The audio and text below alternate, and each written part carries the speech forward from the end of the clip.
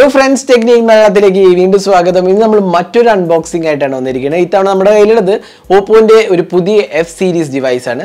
അപ്പോൾ ഓപ്പോന്റെ F series ഒരു popular series ആണെന്ന് പറയാം. അപ്പോൾ F19 കഴിഞ്ഞ വർഷം ഇറങ്ങിയ സീരീസ് ആയിരുന്നു. ഇത്തവണ നമുക്ക് കിട്ടിയിരിക്കുന്നത് Oppo F21 സീരീസിലെ ഫസ്റ്റ് ഡിവൈസ് ആണ് Oppo F21 Pro. ഇതൊരു 4G ഡിവൈസ് ആണ്, 5G അല്ല. 5G വേരിയന്റ് പിന്നെ വരും. ഇത് 4G വേരിയന്റ് ആണ്. അപ്പോൾ ഇതിന്റെ പ്രത്യേകത ഇതിന്റെ ക്യാമറയാണ്, പ്രത്യേകിച്ച് സെൽഫി ക്യാമറ 32 മെഗാപിക്സൽ സെൽഫി ക്യാമറയാണ്. അത് Sony IMX 709 സെൻസറാണ്. പോർട്രേറ്റ് മോഡിന് മുൻതൂക്കം കൊടുത്തിട്ടുള്ള ഒരു സെൻസറാണ്. അത് ക്യാമറ സെറ്റപ്പ് ആണ് കൊടുത്തിരിക്കുന്നത്. പിന്നെ 64 മെഗാപിക്സൽ ട്രിപ്പിൾ ക്യാമറയാണ്. ഇത്തവണ അൾട്രാ വൈഡ് ഇല്ല, പക്ഷേ അതിന് പകരം മൈക്രോ സെൻസറാണ്. അത് മൈക്രോസ്കോപ്പിക് സൂം ചെയ്യാവുന്ന ഒരു സെൻസറാണ്. അതിനെക്കുറിച്ച് ഞാൻ പറയാം, വിശദമായ ഡീറ്റെയിൽസ് കാണിച്ചു തരാം. അപ്പോൾ ഇതിനകത്ത് വരുന്നത് ഒരു AMOLED ഡിസ്പ്ലേന് 90 Hz റിഫ്രഷ് റേറ്റ് ആണ്, 4500 mAh കപ്പാസിറ്റി ബാറ്ററി, ആൻഡ്രോയിഡ് 12 ആണ് വരുന്നത്. പ്രോസസർ സ്നാപ്ഡ്രാഗണിന്റെ 680 ചിപ്പാണ് കൊടുത്തിരിക്കുന്നത്.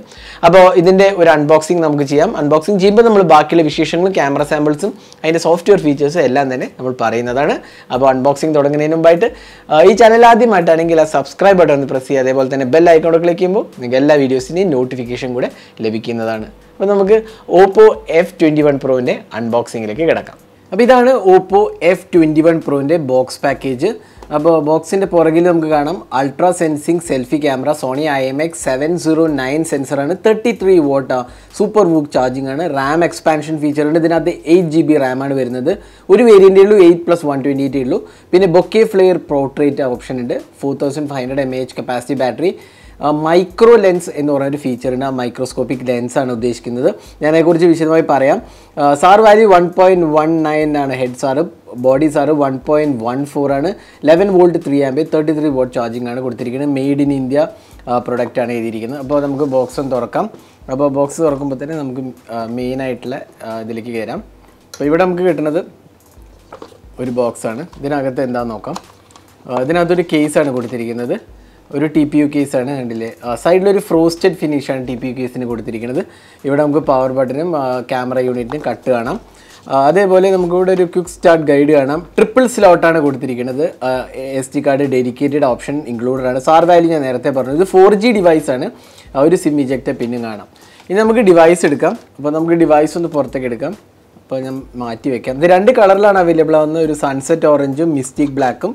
പിന്നെ ഇവിടെ വരുന്ന ഒരു 33 വാട്ട് അഡാപ്റ്ററാണ്, സ്റ്റാൻഡേർഡ് സൂപ്പർ വൂക്ക് അഡാപ്റ്ററാണ്. ഇവിടെ എവിടെയോ എഴുതിയിട്ടുണ്ട്, ഇത് കണ്ടില്ലേ, 33 വാട്ട് സൂപ്പർ വൂക്ക് അഡാപ്റ്ററാണ്. പിന്നെ ഒരു ചാർജിങ് കേബിളാണ് കൊടുത്തിരിക്കുന്നത്, standard USB Type-C charging cable. അപ്പോൾ ഇത്രയാണ് ബോക്സിനകത്ത് വരുന്നത്. ഇനി നമുക്ക് ഡിവൈസ് ഒന്ന് ബൂട്ട് ചെയ്യാം. അപ്പോൾ നമ്മൾ ഫോൺ ബൂട്ട് ചെയ്തിരിക്കുകയാണ്. അപ്പോൾ ആദ്യം തന്നെ ഡിസൈൻ ആസ്പെക്റ്റിലേക്ക് പോകാം. ഇവിടെ നമുക്കൊരു ഫ്ലാറ്റ് ഡിസൈനാണ് വരുന്നത്.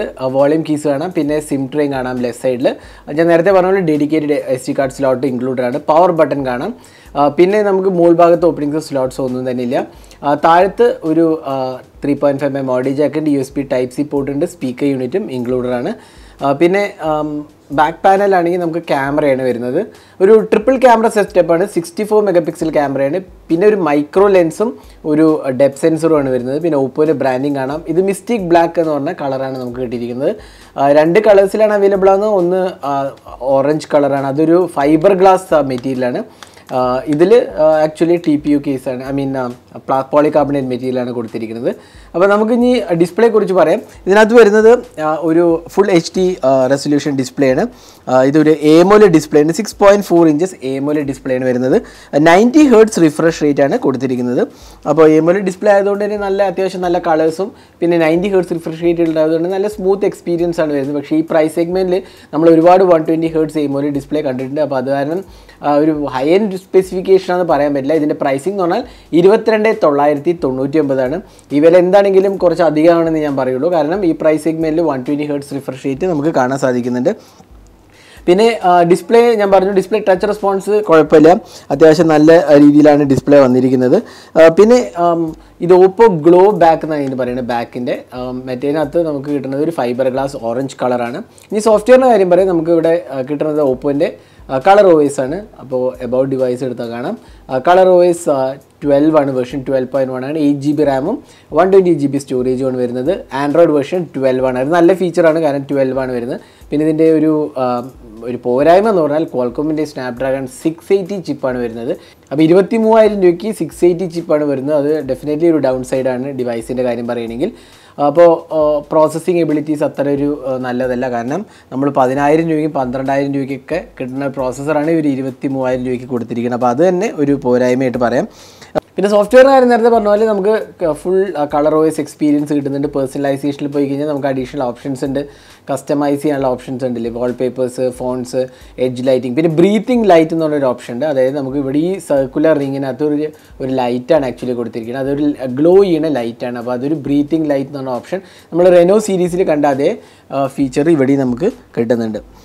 പിന്നെ ഞാൻ നേരത്തെ പറഞ്ഞ പോലെ ഇതൊരു ഫുൾ നല്ലൊരു എക്സ്പീരിയൻസ് ആണ് സോഫ്റ്റ്വെയറിൻ്റെ കാര്യത്തിൽ. കാരണം Android 12 ഉണ്ട്, പിന്നെ കളർ OS 12 അത്യാവശ്യം നല്ല രീതിയിലാണ് കൊടുത്തിരിക്കുന്നത്. പിന്നെ കുറച്ച് ബ്ലോട്ട് വേസ് ഡെഫിനറ്റ്ലി ഉണ്ട്, എല്ലാ ഓപ്പോ ഡിവൈസിൽ പോലെ തന്നെ കുറച്ച് ബ്ലോട്ട് വേസ് ഇതിനകത്തും കൊടുത്തിട്ടുണ്ട്. വേണ്ടില്ല, കുറച്ചധികം ബ്ലോട്ട് വേസ് ഇൻക്ലൂഡഡ് ആണ്. ഇനി നമുക്ക് ക്യാമറയെ കുറിച്ച് പറയാം. അപ്പോൾ ഇതിനകത്ത് വരുന്നത് ഒരു ട്രിപ്പിൾ ക്യാമറ സെറ്റപ്പാണ്. ഞാൻ നേരത്തെ പറഞ്ഞ പോലെ 64 മെഗാപിക്സൽ പ്രൈമറി ക്യാമറയും അതേപോലെ തന്നെ നമുക്ക് കിട്ടുന്ന ഒരു 2 മെഗാപിക്സൽ മൈക്രോ ലെൻസും 2 മെഗാപിക്സൽ ഡെപ്ത് സെൻസറുമാണ് വരുന്നത്. അപ്പോൾ നമുക്ക് ഇവിടെ പോയി കഴിഞ്ഞാൽ മൈക്രോസ്കോപ്പിക് ലെൻസ് എനേബിൾ ചെയ്യാം. ഇവിടെ 15x-ഉം 30x-ഉം നമുക്ക് സൂം ചെയ്യാം. ഞാൻ ആക്ച്വലി ഇത് യൂസ് ചെയ്ത് നോക്കി, എനിക്ക് അത്രയ്ക്ക് അങ്ങോട്ട് ഒരു ഇമ്പ്രസീവായി തോന്നിയില്ല. കാരണം എന്താ വെച്ചാൽ ഇത് സൂം ചെയ്യുന്നത് ഭയങ്കര ഒരു ഷെയ്ക്ക് വരുന്നുണ്ട്. അതായത് നമുക്കൊരു നല്ലൊരു രീതിയിൽ ഫോട്ടോ ക്യാപ്ചർ ചെയ്യാൻ പറ്റുന്നില്ല. എങ്കിലും ഒരു പുതിയ അറ്റംപ്റ്റ് എന്ന് വേണമെങ്കിൽ പറയാം. 15x-ഉം 30x-ഉം നമുക്ക് ഇവിടെ ഫോട്ടോസ് എടുക്കാം. പിന്നെ വീഡിയോ മോഡ് പോയി കഴിഞ്ഞാൽ 1080p റെസൊല്യൂഷനിലെ ഇൻക്ലൂഡ് ഉള്ളൂ. പോർട്രേറ്റ് മോഡ് ഉണ്ട്. പിന്നെ സെൽഫി ക്യാമറയാണ് ഇതിൻ്റെ ഒരു important aspect. Sony IMX 709 32 megapixel selfie ക്യാമറയാണ് കൊടുത്തിരിക്കുന്നത്. അതാണ് ഇതിൻ്റെ പ്രത്യേകത എന്ന് പറയുകയാണെങ്കിൽ. അപ്പോൾ നമുക്ക് കുറച്ച് ക്യാമറ സാമ്പിൾസ് വേണം. ഇതെല്ലാം Oppo F21 Pro എന്നെടുത്ത ക്യാമറ സാമ്പിൾസ് ആണ്. അത്യാവശ്യം കുഴപ്പമില്ലാത്ത രീതിയിലാണ് വന്നിരിക്കുന്നതെങ്കിലും ഈ പ്രൈസ് സെഗ്മെൻറ്റ് 23,000 രൂപയ്ക്ക് ഉള്ള ഒരു എക്സ്പീരിയൻസ് ഒന്നും നമ്മൾ ഇതിനകത്ത് കണ്ടില്ല സത്യം പറയുക വെച്ചാൽ. എങ്കിലും നമ്മൾ കുറച്ചും കൂടി ടെസ്റ്റ് ചെയ്താലേ നമുക്ക് പറയാൻ പറ്റുള്ളൂ എത്രത്തോളം നല്ലതാണെന്നുള്ളത്. അപ്പോൾ ഇതാണ് Oppo F21 Proൻ്റെ ക്യാമറ സാമ്പിൾസ്. ഇതിനടുത്ത് ഫ്രണ്ട് ക്യാമറയും റിയർ ക്യാമറയും നിന്ന് എടുത്തത്.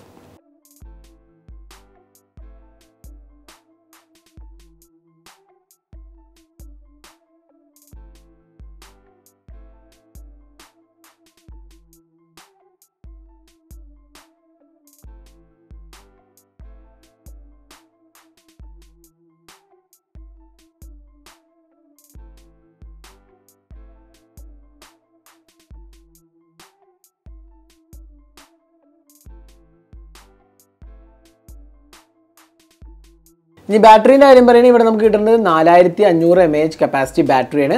അപ്പോൾ അത് അത്യാവശ്യം കുഴപ്പമില്ലാത്തൊരു ബാറ്ററി പെർഫോമൻസ് നമുക്ക് എക്സ്പെക്ട് ചെയ്യാം. ചാർജിങ് ടൈം 33 വാട്ട് ചാർജറും ഉണ്ട്. നമുക്ക് 1 മണിക്കൂറിനുള്ളിൽ ഫുൾ ചാർജ് ചെയ്യാനാണ് കമ്പനി അവകാശപ്പെടുന്നത്. അപ്പോൾ അത്യാവശ്യം ഭേദപ്പെട്ട രീതിയിലുള്ള ഒരു എക്സ്പീരിയൻസ് നമുക്ക് ബാറ്ററിയിൽ നിന്ന് കിട്ടുമെന്ന് തോന്നുന്നു. അപ്പോൾ ഇതായിരുന്നു Oppo F21 Proൻ്റെ ഒരു അൺബോക്സിങ് ഹാൻഡ്സ് ഓൺ വീഡിയോ. അപ്പോൾ ഇതിൻ്റെ ഒരു ഗുണങ്ങൾ എന്ന് പറയുക വെച്ചാൽ ഇതിൻ്റെ എന്താ പറയുക AMOLED ഡിസ്പ്ലേ ഉണ്ട്, 90 Hz റിഫ്രഷ് റേറ്റ് ഉണ്ട്, Android 12 ഉണ്ട്, പിന്നെ കളർ OS അത്യാവശ്യം കുഴപ്പമില്ല. പിന്നെ ഡിസൈൻ എനിക്ക് ഇഷ്ടപ്പെട്ടു. വളരെ ലൈറ്റ് വെയ്റ്റ് ഡിസൈനാണ്. പ്രത്യേകിച്ച് 175 ഗ്രാംസേ വരുന്നുള്ളൂ. അപ്പോൾ നല്ലൊരു കോമ്പാക്ട് ഫോം ഫാക്ടറാണ് വരുന്നത്. 6.4 ഇഞ്ചസ് എന്ന് പറഞ്ഞാൽ ആക്ച്വലി വളരെ നല്ല ഒരു കോമ്പാക്ട് സൈസാണ്. അതുകൊണ്ട് തന്നെ ഇൻ ഹാൻഡ് ഫീൽ നല്ലതാണ്. അതാണ് ഒരു ഗുഡ് ആസ്പെക്റ്റ് എന്ന് പറയുകയാണെങ്കിൽ. പിന്നെ അത്യാവശ്യം ബാറ്ററി ലൈഫ് നമുക്ക് എക്സ്പെക്ട് ചെയ്യാവുന്നതാണ്. ഇതിൻ്റെ പോരായ്മ എന്ന് പറഞ്ഞാൽ ഏറ്റവും വലിയ പോരായ്മ എന്ന് പറയുന്നത് ക്വാൾകോമിൻ്റെ സ്നാപ്ഡ്രാഗൺ 680 ചിപ്പേ വരുന്നുള്ളൂ. അത് ഈ പ്രൈസ് സെഗ്മെൻറ്റിൽ ഒട്ടും തന്നെ ആക്സെപ്റ്റബിൾ ആയ ഒരു ചിപ്പായിട്ട് എനിക്ക് തോന്നുന്നില്ല. നിങ്ങൾക്ക് എന്ത് തോന്നുന്നു ഇതിനെക്കുറിച്ചുള്ള ഒരു നിങ്ങളുടെ അഭിപ്രായം കമൻറ്റ് സെക്ഷനിൽ പോസ്റ്റ് ചെയ്യാവുന്നതാണ്.